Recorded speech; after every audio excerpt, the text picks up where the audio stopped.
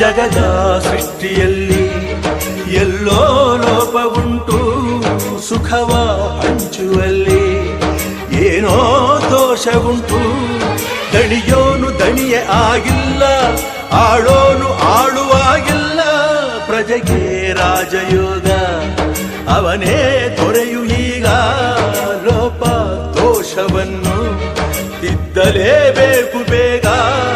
ದುಡಿಯೋನ ಬೆನ್ನಿನ ಬೆವರು, ಲೋಕಾನ ಕಾಯುವ ಉಸಿರು.